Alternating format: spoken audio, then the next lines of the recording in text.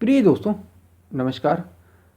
जीवन को पूरी आज़ादी के साथ जीना ही पूरी आज़ादी के साथ आध्यात्म है। आध्यात्म आपको बंधन नहीं देता, बल्कि सभी बंधनों से मुक्ति का नाम ही आध्यात्म है। आत्मज्ञान आपको पूरी आज़ादी के साथ जीने का अवसर देता है।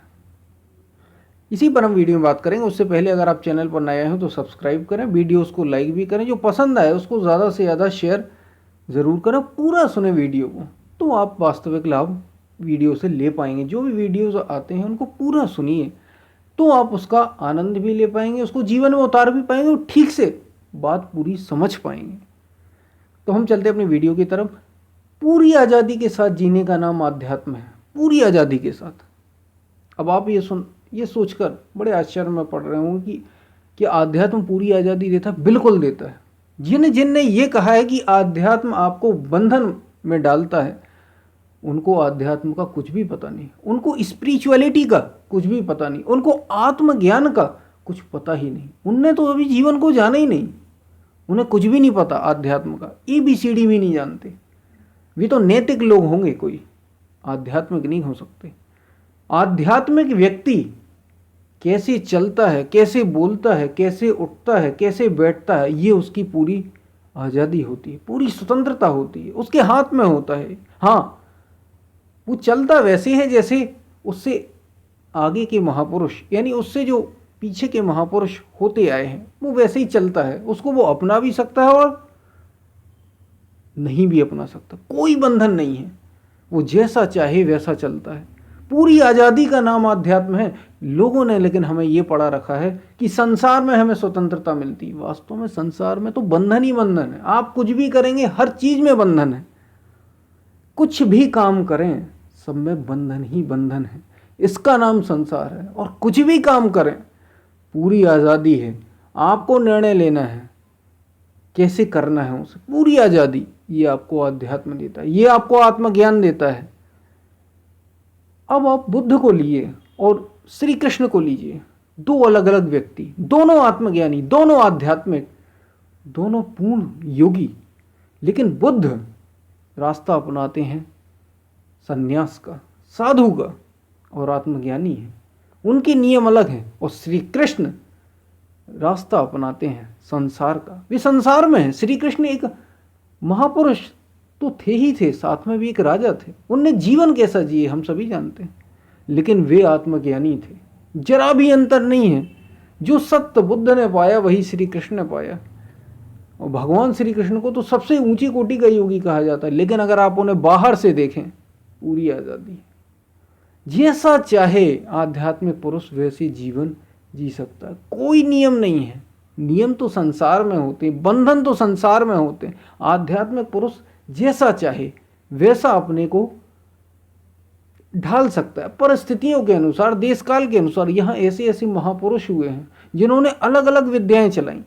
वास्तव में अगर वो योगी होगा, वास्तव में अगर वो आध्यात्मिक होगा, तो उसके हाथ में स्वतंत्रता होगी। वो देख के उसके पास कैसे लोग आ रहे हैं, पूरी आज़ादी के साथ काम करेगा। और यही कारण है कि भारत में जितने भी धार्मिक वास्तव में योगी हुए, सब अलग अलग तरीके से हुए। लोगों ने उनका विरोध किया, लेकिन धीरे धीरे सबको आत्मसात कर लिया। इसलिए सनातन संस्कृति या हिंदू संस्कृति बड़ी परिष्कृत है, बड़ी विकसित है इस मामले में, क्योंकि उसने सबको अपनाया है। और जितने भी योगी हुए हैं, उनका कोई एक पैटर्न नहीं होता, उनकी कोई एक निश्चित दिशा नहीं होती। वे जैसा चाहे उस दिशा में चल सकते हैं। पूर्ण योगी के यही लक्षण हैं। तो आध्यात्म आपको पूरी आज़ादी देता है। जो भी ये कहे कि किसी बंधन में, किसी ढर्रे में चलने का नाम आध्यात्म है, इस नियम पर चलने, हाँ ये हो सकता है कि आत्मज्ञान पाने के कुछ नियम हो, वो तरीका हो। ये तरीका तो है, आपको प्रकृति से तो परे जाना ही जाना है, तभी आप आध्यात्मिक हो पाएंगे। प्रकृति से परे जो नेचर है आपकी, सत्र स्तंभ, इन तीन से आपको पार होना पड़ेगा, तभी तो आप आध्यात्मिक होंगे, तभी आप आत्मज्ञानी होंगे। उसके बाद फिर कोई नियम नहीं। भगवान श्री कृष्ण से अर्जुन ने यही प्रश्न तो किया, हे केशव मुझे ये बताइए कि महापुरुष जो सत्य को प्राप्त है, जो आत्मज्ञानी है, उसके लक्षण क्या है, वो कैसे चलता है, कैसे रहता है, कैसे बोलता है, कैसे उठता है, कैसे बैठता है। तो अर्जुन से भगवान श्री कृष्ण ये कहते हैं कि वो समुद्र के समान होता है। जैसे समुद्र में सभी नदियां आती हैं और समा जाती हैं, समुद्र को ना तो 1 इंच ऊपर ले जा पाती हैं ना 1 इंच नीचे ले जा पाती, आती हैं और समाहित हो जाती हैं। ठीक ऐसे ही आत्मज्ञानी पुरुष होता है, सभी उसमें आके समाता चला जाता है। वो कैसे उठे, कैसे बैठे, कैसे चले, कोई नियम नहीं, जैसे चाहे वैसे उठ बैठ और चल सकता है। इसलिए महापुरुषों में अलग अलग आप देखेंगे महापुरुष हुए, कुछ एकदम फक्कड़ हैं यहाँ पर, कुछ एकदम गृहस्थ हैं यहाँ पर, कुछ के नियम एकदम अलग हैं। यही तो मुक्त पुरुष की पहचान है, वो जैसा चाहे वैसा नियम बनाए, वो पूरा आज़ाद है। पूरी आज़ादी का नाम ही आत्मज्ञान। हाँ, हो सकता है कि वो जैसे महापुरुष पीछे के होते आए हैं वैसे चले, ये उसकी अपनी सोच है, लेकिन वो किसी बंधन में नहीं है। तो आत्मज्ञान आपको पूरी आज़ादी देता है। पूरी आज़ादी तो तभी मिलती है आपको, अभी तो हम जो जीवन जी रहे हैं बहुत बंधन में, ये संसार तो बड़ा बंधन में। एक बार श्री रामकृष्ण परमहंस एक भक्त के घर जा रहे थे, कोई कार्यक्रम था, रामायण या ऐसा कुछ, पश्चिम दक्षिणेश्वर मंदिर से उसके यहाँ जा रहे थे। कोई पूजा वगैरह थी वहाँ, कोई पूजा वगैरह का अनुष्ठान वहाँ पे था और उसमें वे सम्मिलित होने जा रहे थे।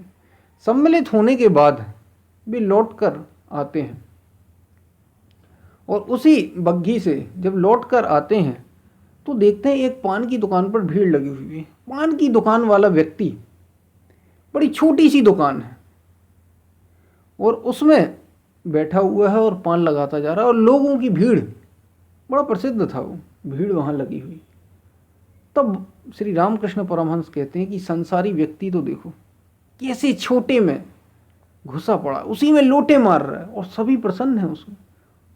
उनकी सोच कितनी सीमित है। श्री रामकृष्ण परमहंस ये बातचीत अपने भक्तों के साथ जो उस बग्घी में थे उनसे करते चले जा रहे हैं कि संसारी आदमी कितनी सीमित क्षेत्र में और कितनी सीमित बुद्धि के साथ रहता है और उसी में सुखी और दुखी होता रहता है। असली आनंद को तो वो जान ही नहीं पाता, उसे आज़ादी पता ही नहीं।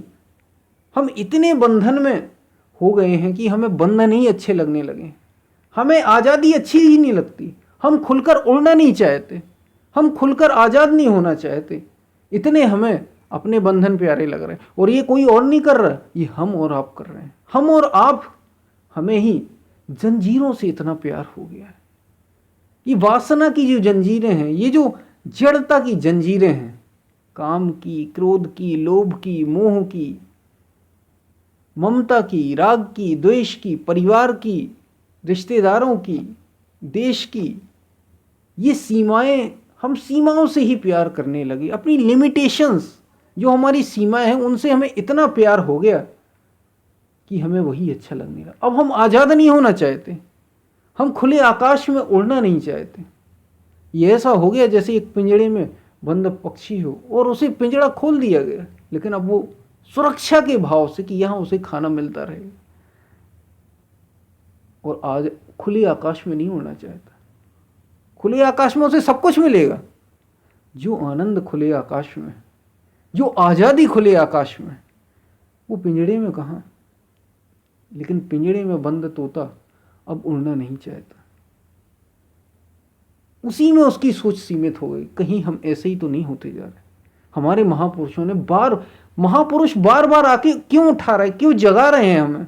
क्योंकि हमें बंधनों से ही प्यार हो गया। हम सच्ची आज़ादी नहीं जानते और उसी में हम, जब मौत का समय आता है, मृत्यु का समय आता है, मरने का समय आता है, तब भी बहुत कम ऐसे लोग हैं जो ये विचार कर पाते हैं कि हमने जीवन जिया भी या नहीं, हम कैसे जी के चले गए, हमारे साथ कुछ गया भी या नहीं। नहीं तो बहुत से लोग तो यही सोच कर चले जाते हैं कि हमने तो जीवन जी लिए।